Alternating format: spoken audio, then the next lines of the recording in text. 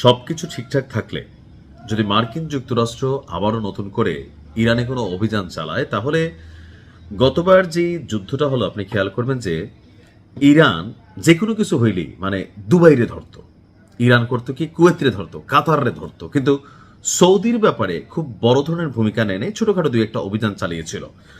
But এবার যদি যুদ্ধ হয় তাহলে ইরান সৌদির মধ্যে একটা আঞ্চলিক যুদ্ধ বেঁধে যাবে, আর ইরান সর্বোচ্চভাবে সৌদিতে হামলা চালাবে। এখন কেন হঠাৎ করে কি এমন প্রকাশ হয়ে গেল? তবে এই প্রকাশটার পিছনে আমার কাছে দুইটা বিষয় মনে হয় ঘটনা সত্য হইতে পারে, আবার ইরান এবং সৌদির মধ্যে মধ্যপ্রাচ্যের দুই বাঘ এবং সিংহের মধ্যে লড়াইটা বাধা দিলে ভাই পুরো আরব রাষ্ট্রগুলা এক ডিভাইডেশন হয়ে যাবে, মধ্যপ্রাচ্যে অস্থিতিশীল একটা পরিস্থিতি তৈরি হবে, যেটার ইফেক্ট আমাদের দেশে পড়বে, কারণ এই দেশগুলোতে লক্ষ লক্ষ কোটি কোটি বাংলাদেশি প্রবাসী বসবাস করছে।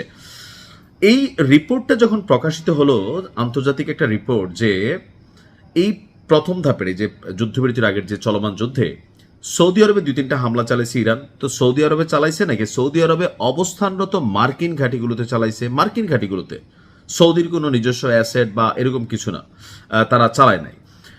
এখন এই হামলার পরপরই ইরানে একাধিক গোপন সামরিক হামলা চালিয়েছিল সৌদি আরব। আর যখন এই যুদ্ধবিরতির অবস্থানটা চলছে তখনই এই তথ্যগুলো প্রকাশ করছে আন্তর্জাতিক গণমাধ্যমগুলো। প্রকাশ না পাওয়া এই হামলাগুলো সৌদি আরব সরাসরি ইরানের মাটিতে চালিয়েছে, অর্থাৎ যেই হামলাগুলো আমরা ভাবছিলাম যে ইসরায়েল চালাচ্ছে, যেগুলো ভাবতেছিলাম মার্কিন যুক্তরাষ্ট্র চালাচ্ছে, কিছু কিছু হামলা আসলে মার্কিন যুক্তরাষ্ট্র এবং ইসরায়েল চালায় নাই, এটা সৌদি আরবও চালিয়েছে।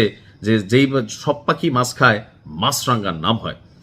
বিশ্লেষকদের এবং রিপোর্টের তথ্য অনুযায়ী আঞ্চলিক প্রতিদ্বন্দ্বী ইরানের বিরুদ্ধে নিজেদের স্বার্থ রক্ষায় সৌদি আরব আগের চেয়ে অনেকটা সাহসী অবস্থান নিয়েছে। আসলে কি সাহসী যদি নিয়ে থাকে, বাটপাইর অবস্থান নিয়েছে। কেন বলছি?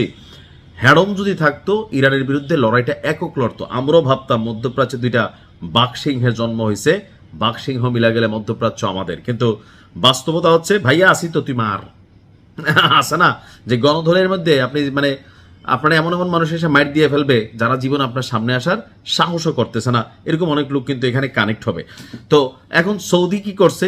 ওই আমেরিকা এবং ইসরায়েলের ঢাল ব্যবহার করে গোপনে ছদ্মবেশে, দুর্বল রাষ্ট্র তো আসলে এই হামলাগুলো চালাইছে। পশ্চিমারা বলছে মার্চের শেষ দিকে সৌদি বিমান বাহিনী ইরানে অভিযান চালিয়েছিল।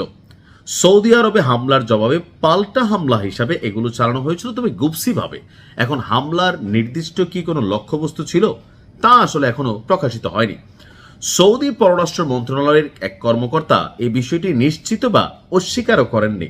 অন্যদিকে ইরানের পররাষ্ট্র মন্ত্রণালয়ও এ বিষয়ে কোনো মন্তব্য করেননি। এখন তার মানে ইরানও অনেক কিছু জানে, বাট এই ধাপটায় ইরান আসলে একসাথে এতগুলো রাষ্ট্রের সাথে যুদ্ধে লড়ে মানে কানেক্টেড হয়ে যাওয়া, বা সৌদি আরবের সাথে যদি একটা বড় ধরনের যুদ্ধ বাধায় মধ্যপ্রাচ্যে একটা দ্বিধা বিভক্তি আসবে। অনেকগুলো দেশ সৌদির সাথে ইকোনমিক্যালি বা অনেকগুলো দেশ কানেক্টেড আমাদের দক্ষিণ এশিয়া বিভিন্নভাবে, সেই জন্য ইরান হয়তো সেক্ষেত্রে একটা কি বলা যে সংঘর্ষটা যেন বড় আকারে ধারণ না করে, অথবা আরব রাষ্ট্রগুলো যেন পাল্টাপাল্টি কোনো গ্রুপিংয়ে না যায়, এই জন্য সম্ভবত ইরান বিষয়টাকে হাইড করছে। কিন্তু এখন যখন আন্তর্জাতিক গণমাধ্যমে প্রকাশ হয়েছে, তো এটা দুইটা বিষয় হইতে পারে, যে বললাম, একটা হচ্ছে লাগাই দেওয়ার, আর আরেকটা বিষয় হচ্ছে যে ইরান সময় নিচ্ছে সৌদির বিরুদ্ধেও ব্যবস্থা নেওয়ার পূর্ণ প্রস্তুতি নিচ্ছে। কারণ ইরান বলছিল কয়েকদিন আগে কোনো আরব রাষ্ট্রও যদি পশ্চিমাদের সাথে এবারের যাত্রায় কোনো ধরনের কোনো অবস্থান নেয়, তাহলে সেই রাষ্ট্রের বিরুদ্ধে ইরান কঠোর থেকে কঠোরতর ব্যবস্থা নিবে। তা আমার মনে হচ্ছে আগামীতে যুদ্ধটা সৌদি এবং ইরান দিয়ে লাগাই দিবে, যদি রিপোর্ট সত্য হয় আর কি। ভালো থাকুন, আসসালামু আলাইকুম।